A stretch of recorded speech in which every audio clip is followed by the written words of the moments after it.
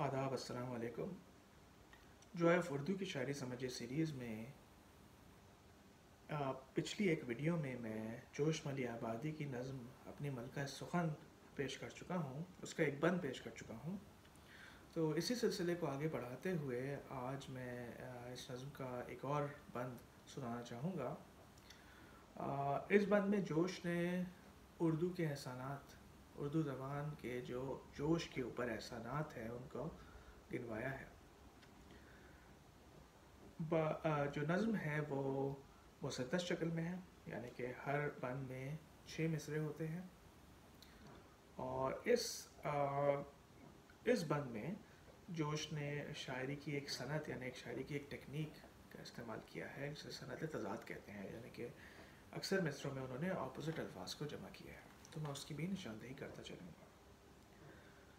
تو اشعار یہ ہیں کہ ہوشیار اس لیے ہوں کہ میں خوار ہوں تیرا، ہوشیار اس لیے ہوں کہ میں خوار ہوں تیرا، صیاد شعر ہوں کہ گرفتار ہوں تیرا، لہجہ ملی ہے، لہجہ ملی ہے کہ نمک خوار ہوں تیرا، صحت زبان میں ہے کہ بیمار ہوں تیرا، تیرے کرم سے شعر و سخن تیرے کرم سے شعر و ادب کا امام ہوں، تیرے کرم سے شعر و ادب کا امام ہوں، شاہوں پہ خندزن ہو کے تیرا غلام۔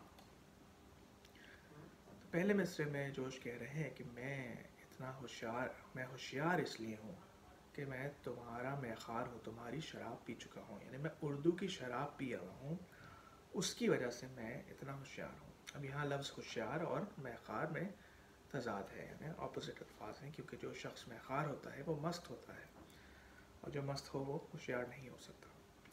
تو میں اتنا ہوشیار ہوں، میں اتنا عقل مند ہوں، میں اتنا اویئر ہوں، یا ہوشیار کے معنی اس طرح لیے جا سکتے ہیں کہ میں اپنے فن کا ماہر ہوں، اس وجہ سے کہ میں نے اردو کی شراب پی ہوئی ہے۔ صیاد شعر ہوں کہ گرفتار ہوں تیرا، صیاد کہتے ہیں شکاری کو، اور گرفتار وہ جو شکار ہوا ہوتا ہے، تو یہاں پہ بھی اپوزٹ الفاظ ہیں، صنعت تضاد۔ تو میں صیاد شعر، یعنی میں شعر کو پکڑ سکتا ہوں، میں شعر کو قابو کر سکتا ہوں، کیوں؟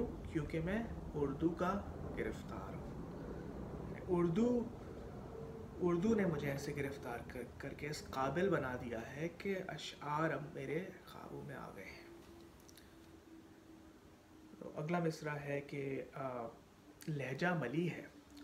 جب ملی جوش ملی آبادی کے نام کی طرف اشارہ ہے، میرا جو لہجہ ہے وہ ملی ہے، یعنی کہ اس میں مزہ ہے، اس میں لطف ہے، کیوں؟ کیونکہ میں نمکخوار ہوں اردو کا، یعنی اردو کا نمک میں نے جب کھایا، اردو کا نمک میں نے کھایا ہوا ہے، اس وجہ سے میرے لہجے میں یہ مزہ آ گیا ہے۔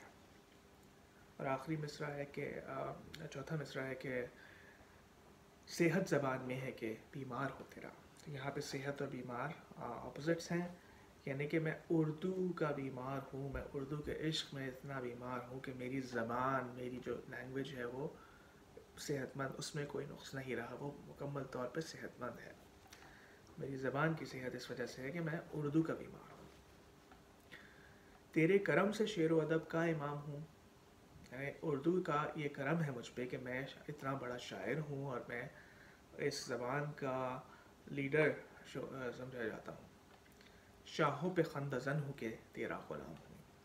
تو شاہ اور غلام اپوزٹس ہیں، تو یہاں پہ جو یہ فرما رہے ہیں کہ میں چونکہ اردو کا غلام ہوں، اس کی وجہ سے میں اس پوزیشن پہ ہوں کہ میں بڑے بڑے لوگوں پہ ہنس سکتا ہوں۔ خندزن ہونا یعنی ان پہ ہنسنے والا یا ان کی ہنسی اڑانے والا۔